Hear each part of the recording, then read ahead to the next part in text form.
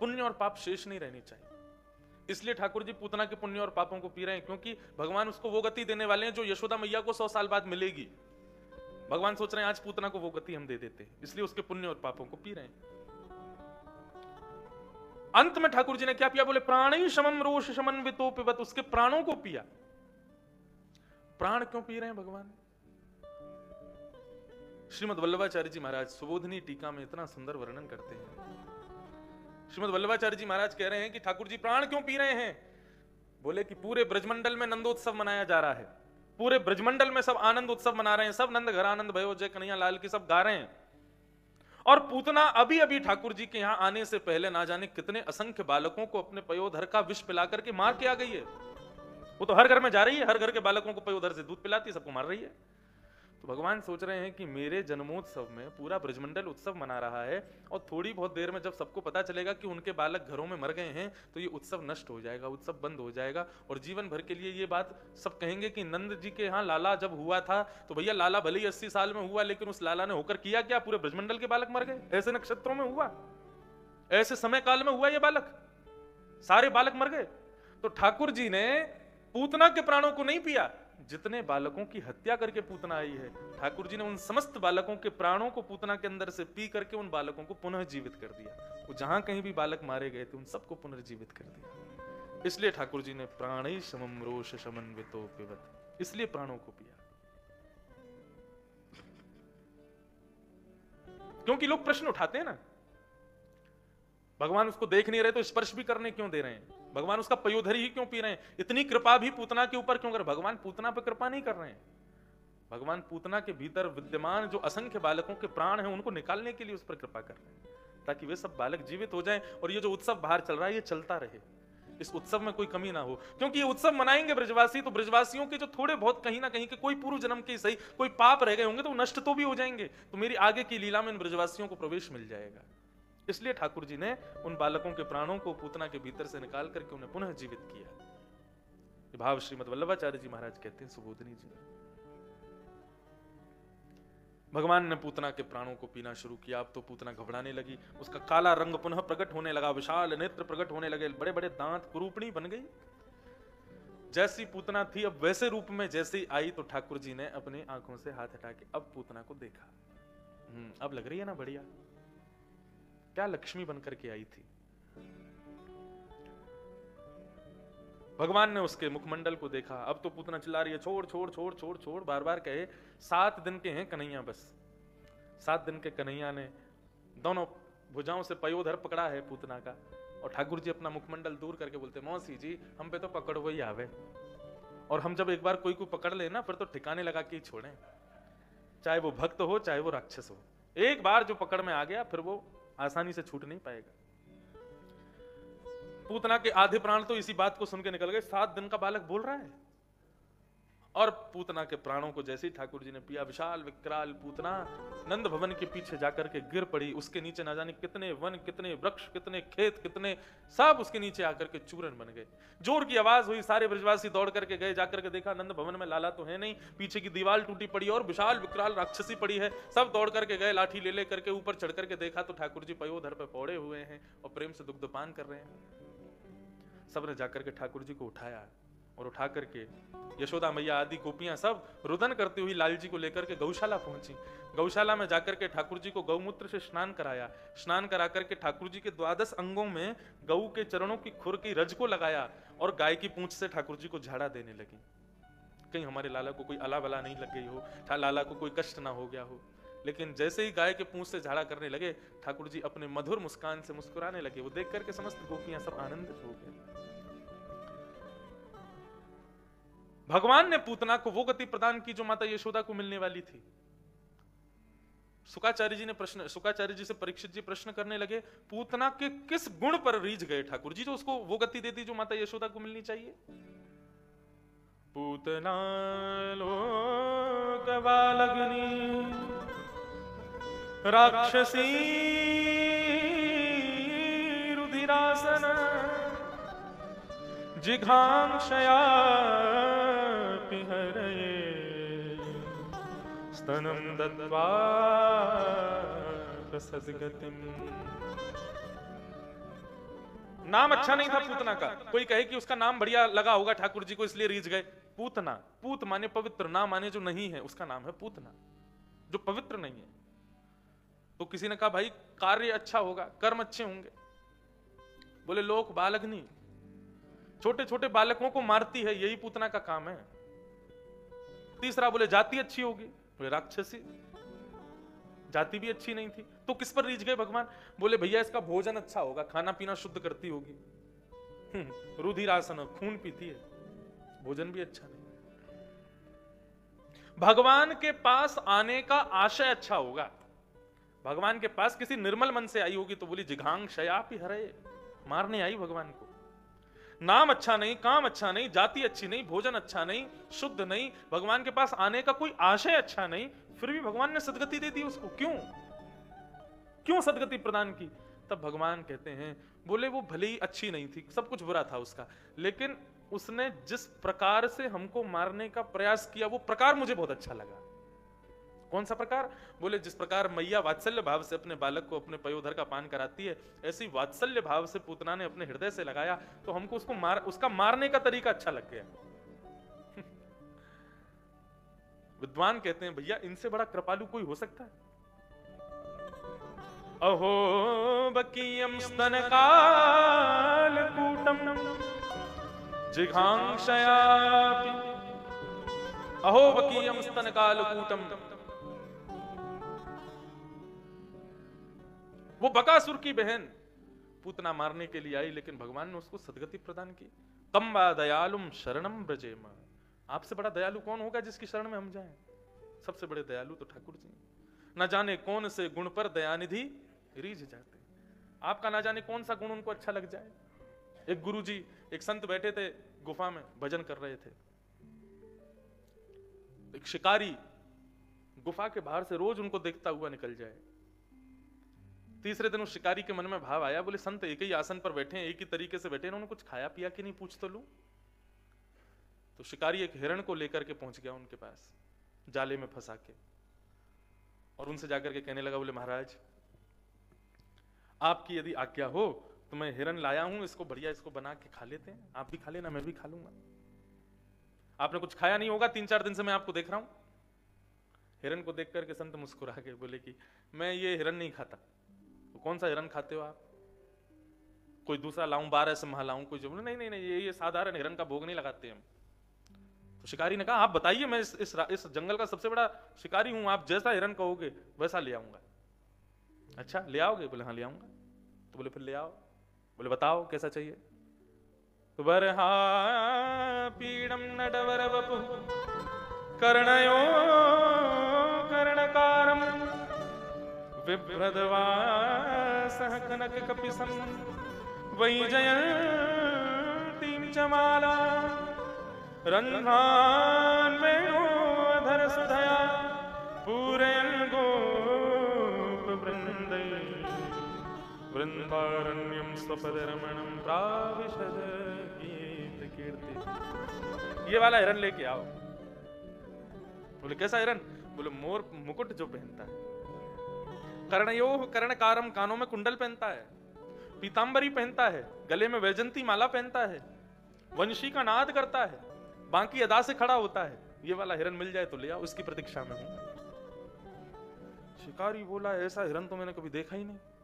बोले इसीलिए तो ये साधारण हिरण नहीं खाता मैंने तो प्रण लिया है यदि अन्न मुख में लूंगा, कुछ खाऊंगा तो इसी हिरण का ही भोग लगाना है मेरे को। शिकारी बोला गुरुजी मैं भी वचन दे के जाता हूं आपको, जब तक ये हिरण मिल नहीं जाएगा मेरे को, मैं भी शिकार नहीं करूंगा, मैं भी इसी हिरण का शिकार करूंगा आपके साथ। संत मुस्कुराए, बोले अब ये क्या इसको समझाऊं मैं? बोले अच्छा ठीक है तुम जाओ, अब हमको भजन करने दो। शिकारी वहां से चला गया, भजन में बैठ गए महात्मा। अब शिकारी सच में सीरियस हो गया, वो तो बैठ गया एक वृक्ष के नीचे जाकर के और चारों तरफ देखे, कभी पहाड़ पे चढ़ जाए, नदी किनारे देखे, उसके सामने से हिरण निकल जाए, वो उनका शिकार ना करे। बोले नहीं ये तो चाहिए ही नहीं, वही चाहिए जैसा गुरुजी ने बताया। 1 दिन 2 दिन 3 दिन 4 दिन बीत गए, कुछ खाया पिया नहीं उसने। शिकारी के प्राण निकलने को होने लगे, मुंह सूख गया, आंखें लाल पड़ गई, सांस नहीं ले पा रहा है। अगल बगल में हिरण घूमते हुए निकल जाते हैं, लेकिन उनको देख करके अपने मन को मार लेता है, नहीं मेरे गुरुजी को वचन दिया है मैंने, मुझे वही हिरण चाहिए। कदम्ब के वृक्ष के नीचे आस लगा करके बैठा, या तो आज अपने प्राणों का त्याग कर दूंगा, नहीं तो हिरण लेकर के जाऊंगा। होगा हिरण, क्योंकि गुरुजी ने कहा है तो होगा जरूर।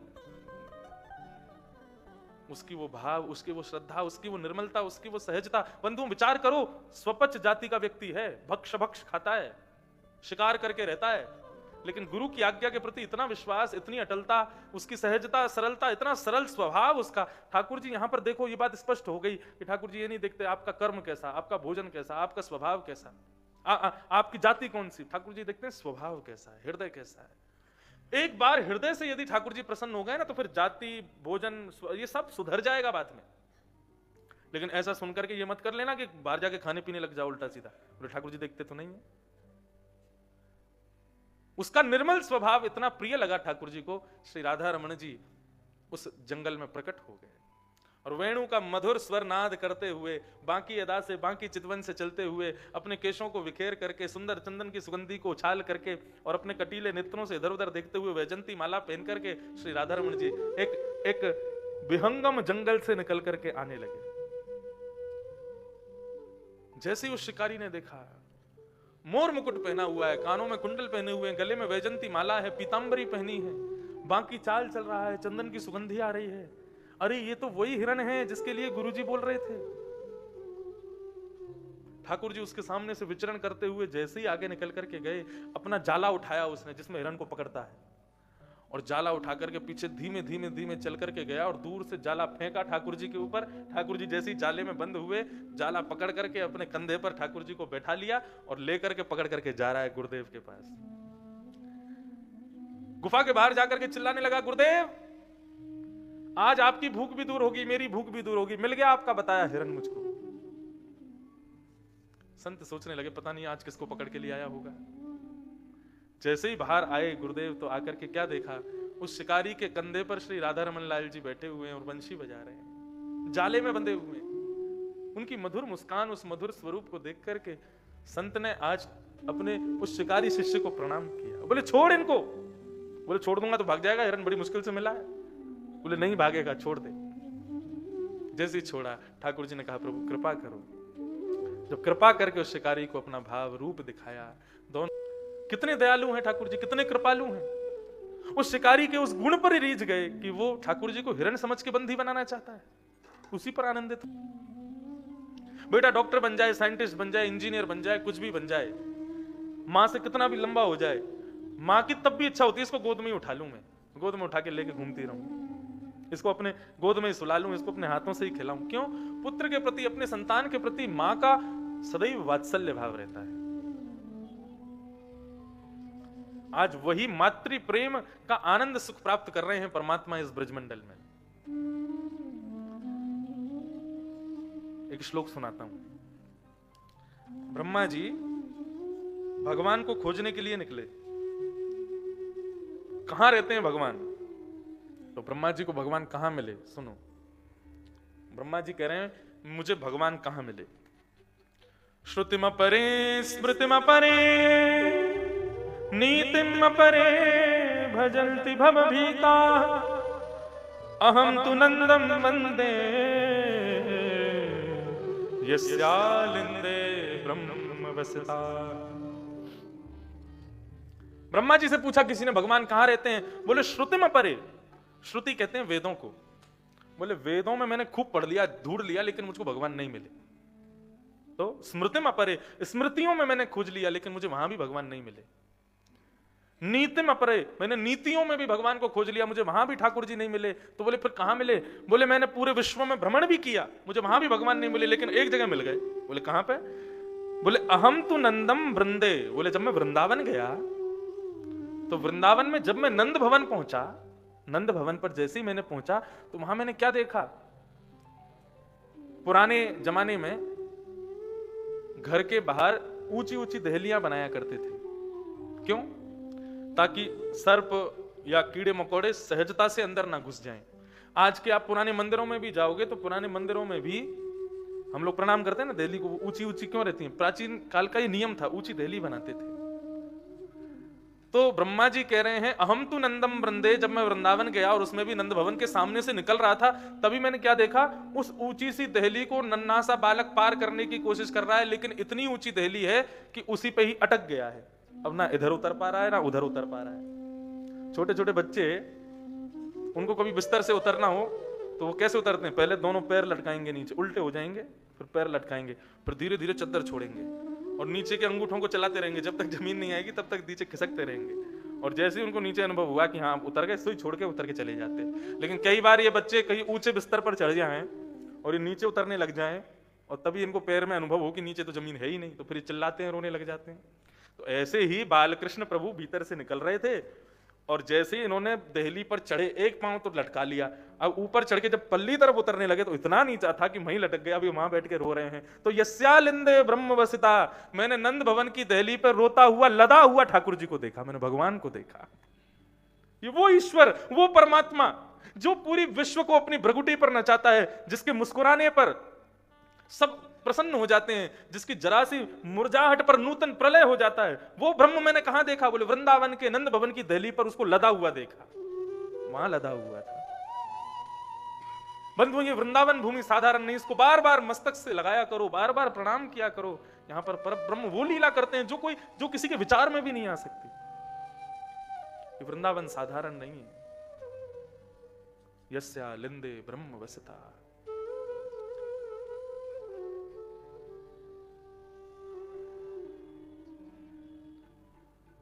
प्रेम को प्रमुख यही वृंदावन धाम, प्रेम ही ते पायो श्याम रसिया ने नाम। ये प्रेम की बात है, इसको हर कोई नहीं समझता। या जाने कहां गवार, प्रेम नदिया की सदा उल्टी बहे धार। कौन पावे या को पार, प्रेम नदिया की सदा उल्टी बहे धार। देखो मैं सुनाऊं एक बात अनमेल, ब्रह्म निराकार रहो गोकुल में खेल। कहां? नंद यशोदा के द्वार, प्रेम नदिया की सदा उल्टी बहे धार। कौन पावे या को पार, प्रेम नदिया की सदा उल्टी बहे धार। कौन पावे या को पार, प्रेम नदिया की सदा उल्टी बहे धार। कौन पावे या को पार, प्रेम नदिया की सदा उल्टी बहे धार। ओ देखो मैं सुनाऊं एक बात में,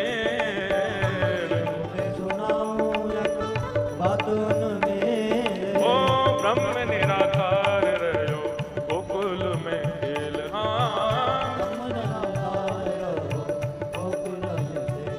नंद यशोदा के द्वार, यशोदा के द्वार, नंद यशोदा के द्वार, यशोदा के द्वार। ओ प्रेम नदिया की सदा उल्टी बहे धार। कौन पावे या को पार, प्रेम नदिया की सदा उल्टी बहे धार। कौन पावे या को पार, प्रेम नदिया की सदा उल्टी बहे धार। कौन पावे या को पार, प्रेम नदिया की सदा उल्टी बहे धार। तो ये प्रेम है और इस प्रेम की ही वजह से ठाकुर जी यहाँ ये सब लीला कर रहे हैं। नहीं तो परब्रह्म को क्या जरूरत है ब्रज में आने की, ये सब लीलाएं करने की। तो ठाकुर जी 3 महीने के हुए तब ठाकुर जी ने सक्टासुर को मारा। बंधु, वैसे कृष्ण जन्मोत्सव और कृष्ण अवतार बहुत विशेष महत्वपूर्ण है। भगवान के जितने भी अवतार हुए, प्रत्येक अवतार का प्रयोजन केवल कृष्ण लीला थी। वामन अवतार हुआ ठाकुर जी का, वामन बनकर के आए। तो वामन बनकर के जब भगवान बलि के यहां पहुंचे, कल हमने बड़ी जल्दी जल्दी कथा कह दी थी, तो वामन बनकर के जब भगवान बलि के यहां पहुंचे तो बलि की बहन रत्नाकर, रत्नमाला, उस रत्नमाला के हृदय में भगवान वामन को देख करके इच्छा हुई कि अरे भैया इतना प्यारा बालक आया है हमारे द्वार पर, छोटे से बन के गए थे भगवान, इतना प्यारा बालक आया है, इस बालक को मैं अपने हृदय से लगा लूं, इसको अपने पयोधर का पान करा दूं, जैसे छोटे बालक को दूध पिलाते हैं ऐसे इसको हृदय से लगा के दूध पिला दूं। भगवान रत्नमाला की ओर देखने लगे। लेकिन जैसे ही बलि ने संकल्प लिया 3 पग जमीन का, भगवान विराट हो गए और 2 पग से तीनों लोक नाप लिए। तीसरा पग देने के लिए बलि के पास कुछ नहीं बचा। बलि को शेषनाग ने आकर के बंदी बना दिया। तब वही रत्नमाला कह रही थी, अरे राम राम, ऐसा बालक तो किसी को ना मिले, ऐसे बालक को तो विष पिला करके मार देना चाहिए। भगवान बोले ठीक है, अब तुम ही पूतना बनोगे, आओ, बड़ी इच्छा है तुमको गोद में लेने की, गोद में ले लेना, फिर हमको विष भी पिला देना, दोनों इच्छाएं पूरी होंगी तुम्हारी। रत्नमाला की दोनों इच्छाएं पूरी की भगवान ने पूतना बना करके। प्रत्येक अवतार ठाकुर जी का इसीलिए है कि कृष्ण लीला पूर्ण हो। तो ऐसे कृष्णावतार में ठाकुर जी अब धीरे धीरे और बड़े होने लगे। तो 1 वर्ष के हो गए। 1 वर्ष के ठाकुर जी हो गए तो गुटमुन गुटमुन चलते हैं, घुटने के बल चलते हैं, मैया के पीछे पीछे जाते हैं। लेकिन अभी तक ठाकुर जी का नामकरण संस्कार नहीं हुआ। क्यों नहीं हुआ नामकरण? बोले क्योंकि नंद बाबा के जो कुल पुरोहित हैं सांडिल्य मुनि, उनको ये बात पता है कि ये बालक इनका नहीं है, ये तो वसुदेव जी का बेटा है। वसुदेव जी के बेटे का नामकरण वसुदेव जी का कुल पुरोहित करे, हम क्यों करें? लेकिन ये बात बता नहीं सकते, इसलिए वो जाते भी नहीं और बताते भी नहीं है। इसलिए ठाकुर जी का नामकरण नहीं हुआ अभी तक। लेकिन मथुरा में वसुदेव जी को जब ये बात पता चली कि हमारे बालकों का नामकरण नहीं हुआ, तो उन्होंने अपने कुल पुरोहित को भेजा कि आप जाकर के नंद बाबा से कह देना। बोले आपके कुल पुरोहित तो आ नहीं रहे, तो हम ही कर देते नामकरण। तो वसुदेव जी के कुल पुरोहित गर्गाचार्य जी महाराज वृंदावन पधारे और वृंदावन आकर के उन्होंने नंद बाबा से कहा कि हम आपके बालकों का नामकरण कर देते हैं। तब नंद बाबा ने अपने दोनों बालकों का नामकरण श्री गर्गाचार्य जी के द्वारा करवाया। गर्गाचार्य जी पर ठाकुर जी ने बड़ी कृपा की, उनको चतुर्भुज रूप में दर्शन कराया। कैसे दर्शन कराया? गर्गाचार्य जी अपने ठाकुर जी का भोग लगा रहे थे खीर बना करके, और मन ही मन ठाकुर जी को बुला रहे थे। बोले ठाकुर जी आपके लिए बढ़िया भोग बन गया है, अब आकर के भोग लगाओ और मैं तब तक 108 मालाएं कर लेता हूं। नेत्र बंद करके माला कर रहे थे, अंदर से गुटमुन गुटमुन चल के ठाकुर जी आए और उनके शालिग्राम के सामने से भोग उठा करके पाने लगे। गर्गाचार्य जी के जैसे नेत्र खुले, सामने भोग को नहीं देखा, बगल में देखा पूरा मुंह सना हुआ है खीर में, हाथ सने हुए हैं खीर में और खा रहे हैं खीर। यशोदा मैया को बुलाया, बोले मैया तुम्हारे लाला ने हमारे ठाकुर जी को भोग खा लियो, सब झूठो कर दियो, दूसरी सामग्री दो फिर से भोग लगाऊं। यशोदा मैया लाला को लेकर के गई, फिर से अंदर पटक दियो। गर्गाचार्य जी ने फिर भोग बनाया, हे शालिग्राम भगवान अबोध बालक है, उस पर क्षमा कर देना, आप फिर से भोग लगाओ। फिर से भोग सिद्ध करके ठाकुर जी के सामने रखा, तो प्रणाम करते हुए कहा ठाकुर जी भोग लगाओ प्रेम से, और माला करने लगे। ठाकुर जी फिर आ गए, फिर से आए और उनकी खीर भोग लेके फिर खाने लगे। गर्गाचार्य जी ने नेत्र खोल करके देखा भगवान को, अब तो गुस्सा हो गए। हे यशोदा तेरा बालक कैसा उद्यमी, मेरे ठाकुर जी का भोग खा जाता है बार बार। यशोदा मैया बोली भोग खा रहा है ये बड़ी कृपा है, नहीं तो ये तो ठाकुर जी खा जाता है। इसको शालिग्राम भगवान में गुलाब जामुन दिखाई देते हैं, नंद बाबा तो अपने ठाकुर जी बचा के रहते हैं कि कहीं खा नहीं जाए, क्यों एक बार तो खा चुका है उनको। तो बाबा बड़ी गरीमत मारो कि केवल भोग खा रहा है, नहीं तो ये तो ठाकुर जी खा जाता है।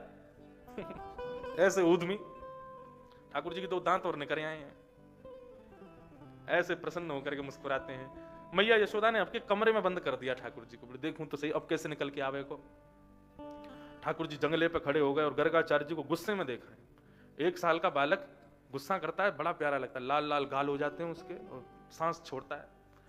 गर्गाचार्य जी बोले अब आके दिखा, अब ठाकुर जी का बढ़िया भोग लगाऊंगा मैं, अब आके दिखा बाहर। मन ही मन लाल जी कह रहे हैं तो अब लगा भोग, अब के आऊंगा तो ऐसा ऐसा दर्शन कराऊंगा तो को जीवन भर याद रखेगा। गर्गाचार्य जी ने फिर भोग लगाया, हे शालिग्राम भगवान क्षमा कर देना, छोटा बालक है, आपका भोग झूठा कर देता है, अब प्रेम से पावा।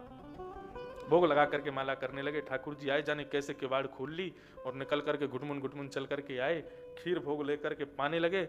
और जैसे ही पाने लगे गर्गाचार्य जी ने समझ तो गए थे कि आएगा ये, फिर से मानेगा नहीं। जैसे ही नेत्र खोल करके देखा तो नन्हे से ठाकुर जी ने ही अपने चतुर्भुज प्रकट कर दिए और शंख चक्र गदा पद्म धारण करके अपने बाल रूप में ही नारायण स्वरूप का दर्शन करा दिया। और एक भुजा से स्वयं खीर खा रहे हैं और अपने मुख में लगे हुए अधरामृत में मिश्रित खीर को ही गर्गाचार्य जी को खिला रहे हैं। कैसी अद्भुत छवि, ठाकुर जी अपने अधरामृत मिश्रित खीर खिला रहे हैं। एक बार इसी कलिकाल में लगभग 550 वर्ष पूर्व ठाकुर जी ने अपना अधरामृत दिया था श्री कुम्भन दास जी को। ठाकुर जी के मधुर सखा श्री कुम्भन दास जी, कल उनकी कथा कही थी ना मैंने। तो श्री कुम्भन दास जी महाराज रोज जाते जाकर के गिरिराज जी को पद सुनाते, रोज ठाकुर जी के सामने जाकर के कुछ ना कुछ पद भाव सुनाते। एक दिन श्रीनाथ जी बड़े मुरझाए हुए से खड़े थे। कुम्मन दास जी बोले, लाल जी आप किसी बात से चिंतित हो, कोई आपको कष्ट हो तो मुझे बताओ।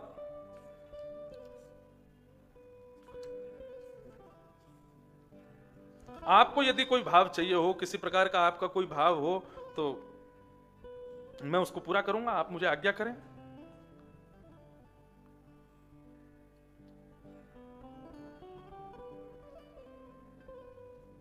कुम्मन दास जी से भगवान बोले, श्रीनाथ जी बोले कुंभना, मेरी चोरी करने की इच्छा है रही है। श्रीनाथ जी बोले, कुम्मन दास जी बोले, अब चोरी कैसे करवे जाओगे लाल जी? अब वो द्वापर युग थोड़ी चल रहा है, और यशोदा मैया आदि सब गोपियों वालों जमानो थोड़ा ही है कि आप कोई गोपी के यहाँ जाके माखन खाई लोगे, चुराई लोगे और आनंद से प्रेम से पाओगे। ऐसा समय थोड़ा ही है। अब तो ये कलयुग चल रहा है। कोई घर में चले गए तो महाराज, पिछली बार तो गोपी आपको द्वापर में सब इतना ज्यादा कछु कहती नहीं, सब जानती हैं आपके स्वरूप को। या कलिकाल में तो आपके स्वरूप को कोई पहचान नहीं पाएगा। यदि कोई घर में घुस गए तो इतनी मार पिटाई होगी कि महाराज दूसरे दिन दर्शन नहीं दे पाओगे आप। ठाकुर जी बोले, ना अब तो मेरा बहुत मन है रहा कि मैं चोरी करवे जाऊं, मेरी चोरी करने की बड़ी इच्छा है रही है। कुम्मन दास जी बोले, तो फिर कैसे करोगे चोरी? बोले, एक गोपी रोज आवे दर्शन करवे और मक्खन लेके आवे, और मैं मुझको दूर से ही मक्खन दिखा के हे लाल जी, मैं कथा में सुनूं कि आप गोपीन के घर चोरी करवे जाओ, मेरे घर कब आओ? मैं रोज रोज माखन निकाल करके अपने घर के छींके पे टांग दूं। मुझको यही आश लगी रहे कि काउ दिन कभी लाल जी को इच्छा है जाएगी तो मेरे घर चोरी करवे आएंगे। पास के गांव की गोपी है, रोज बाकी यही इच्छा रही कि मैं बाकी यहाँ चोरी करवे जाऊं। यदि तू मेरे संग चले कुम्मन दास, तो हम दोनों चल करके मैं चोरी करें। कुम्मन दास बोले, हम तो बड़े बूढ़े आदमी, हम पे कहां चोरी हो रही आवे। भगवान बोले, देख चोरी में कछु ना करना हो, केवल एक काम करना हो, क्या फुर्ती रखो, फुर्ती, बस फुर्ती रखनी है। कुम्मन दास जी बोले, बड़े बूढ़े हैं भैया, हम कहां से करेंगे इतना? बोले, मैं हूं ना, मैं सिखा दूंगा सब, तू बस फुर्ती रखियो। ठीक है। अब ठाकुर जी श्रीनाथ जी खड़े हैं, आरती हुई, आरती के बाद में सब शयन वैन करा करके और बढ़िया शयन आरती करके गोसाई जी वहां पे सब ठाकुर जी की सेज सजा करके मंदिर के कपाट बंद करके गोसाई जी सब चले गए। सारा परिकर मंदिर बंद करके चला गया। ठाकुर जी के कक्ष में एक खिड़की थी, उस खिड़की की पल्ली तरफ कुम्मन दास जी खड़े थे। रात में समय बता दिया था भगवान ने, इतने बजे आऊंगा मैं। तो श्रीनाथ जी सहज हो गए, सहज होकर के खिड़की में चढ़े, खिड़की की पल्ली तरफ कुम्मन दास जी बैठे, अपने दोनों पैर लटका करके कुम्मन दास जी नीचे उतरे और ठाकुर जी उतरे और कुम्मन दास जी के कंधे पे अपने दोनों पैर लटका करके और वहां को सिर पकड़ के और ठाकुर जी चोरी करवे जा रहे हैं। ठाकुर जी स्वयं मार्ग बता रहे, कुम्मन दास आगे तियो ले लियो, वहां तियो घूम जाइयो और देख बोरो घर वहीं ले चल। ठाकुर जी पहुंचे। ऊपर से पहले घर होते थे उनमें बीच में आंगन जरूर होता था, खुला हुआ आंगन जरूर। आजकल तो छत्ते ही पूरी बनवा देते हैं, आंगन तो होते नहीं है। पहले घरों में आंगन होते थे, चोरों को भी सहूलियत रहती थी अंदर घुसने की। आजकल कोई जगह ही नहीं छोड़ी हमने चोरों के लिए, भगवान भी कहां से आवे। ठाकुर जी भीतर प्रवेश कर गए, छींके पर मक्खन लटका हुआ था। कुम्मन दास जी नीचे खड़े हो गए, ठाकुर जी उनके ऊपर बैठे थे और छींका पकड़ करके ठाकुर जी कुम्मन दास जी के कंधे पर खड़े हो गए और कुम्मन दास जी से कह दिया, मेरे पैर पकड़ लो। कुम्मन दास जी ने पैर पकड़ लिए। अब ठाकुर जी मक्खन निकाल करके पा रहे हैं, स्वयं तो पाते गए, फिर कुम्मन दास जी बोले, नहीं हमको खवा दो, हमारे हाथ तो व्यस्त हैं। तो ठाकुर जी ने अपने मुख में लिया, फिर बचा हुआ मक्खन, अपने अधरामृत का मिश्रित मक्खन ऐसे नीचे झुक करके कुम्मन दास जी के मुख में दे दी। जैसे ही कुम्मन दास जी के मुख में गया, ओहो इतना स्वाद। अब तो महाराज कुम्मन दास जी तो नेत्र बंद करके और बिल्कुल भाव विह्वल हो गए, नेत्रों से अश्रुपात होने लगा। ठाकुर जी के हाथों से ऐसा अधरामृत मिश्रित मक्खन खाया। इतने में ही ठाकुर जी की धोती धीरे धीरे ढीली हो गई और ढीली हुई तो जैसे ही नीचे खिसकी, तो खिसकते ही ठाकुर जी ने क्या बोले, भैया इसको संभालना है। तो ठाकुर जी ने 4 भुजा धारण की, 2 भुजा से तो धोती पकड़ी, 2 भुजा से छींके पे पकड़ करके मक्खन पाने लगे। जैसी ऊपर हलचल हुई, कुम्मन दास जी ने ऊपर देखा तो चतुर्भुज रूप में श्री गोवर्धन नाथ खड़े हैं, 2 भुजा से धोती पकड़ रखी है, 2 भुजा से छींके में से मक्खन पा रहे हैं। इस छवि को देख करके तो कुम्मन दास जी निहाल हो गए, इतने आनंद विभोर हो गए कि ठाकुर जी के हाथ पैर वैर सब छूट गए हाथ से। अब तो ठाकुर जी डगमगाने लगे। ठाकुर जी ने छींका तो पकड़ रखा था, इतने में ही छींके पे से माखन की मटकी नीचे गिर गई। जैसे ही नीचे गिरी, आवाज हुई, सारे घर के लोग उठ गए, डंडा वंडा उठा करके गोपी दौड़ी, अरे चोर चोर चोर चोर चोर। अब ठाकुर जी तो छींका पकड़ करके जोर की छलांग मार के ऊपर छत पे पहुंच गए और छत से पहुंच के भाग गए। कुम्मन दास जी वहीं रह गए। खूब डंडे पड़े कुम्मन दास जी। अरे ने उजी तो करो, देखो तो सही कौन है। ने उजारो कियो तो यहां से रक्त निकल रहा है, यहां से रक्त निकल रहा है, नेत्रों से अश्रुपात हो रहे हैं, मुख पर मक्खन लगा है। श्री कुम्मन दास जी आनंद विभोर हो गए। गोपी ने कही, अरे अरे ये तो वही कुम्मन दास है, वो मंदिर में कीर्तन गावे, चोरी कर भी आयो। अरे बुढ़ापे में बाबा तो नेक शर्म नहीं आई, चोरी कर भी आयो। कुम्मन दास जी ने उस गोपी को देखा और उसको कह रहे हैं, कैसे बताऊं मैं कि मैं कैसे आया तेरे। कुम्मन दास जी कह रहे हैं,